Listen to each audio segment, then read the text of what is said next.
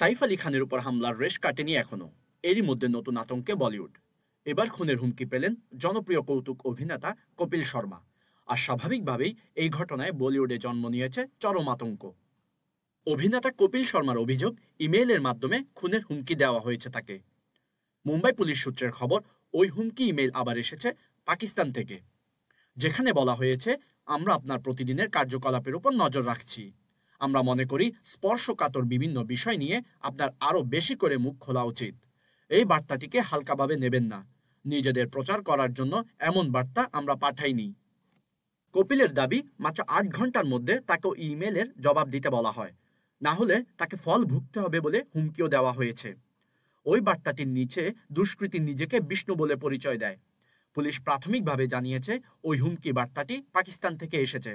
শুধু কপিলই নন, এর আগে অভিনেতা রাজপাল যাদব, কৌতুক শিল্পী সুগন্ধা মিশ্র এবং নৃত্য পরিচালক রেমো ডিসুজার কাছেও একই রকম হুমকি বার্তা এসেছে। ইতিমধ্যে পুলিশ এই বিষয়ে তদন্ত শুরু করেছে। পাশাপাশি অভিযোগ পাওয়ার পর অজ্ঞাত পরিচয় ব্যক্তির বিরুদ্ধে এফআইআর দায়ের করেছে আম্বলি থানা পুলিশ। এদিকে বাবা সিদ্দিকীকে গুলি করে খুন, সালমান খানকে লাগাতার হুমকি, সাইফ আলী খানের বাড়িতে হামলা, কপিল সহ 4 সেলিব্রিটিকে খুনের হুমকি। গোটা বলিউড জুড়ে এখন কেবলই হুমকির আতঙ্ক। সেলিব্রিটিরা দিন কাটছে ভয়ের মধ্য দিয়ে। একের পর এক হুমকিতে বেশ মুষড়েই পড়েছেন বলিউড তারকারা। খুব অল্প সময়ের ব্যবধানে একের পর এক এমন ঘটনায় স্বাভাবিকভাবেই আতঙ্কে দিন কাটছে গোটা বলিউডে।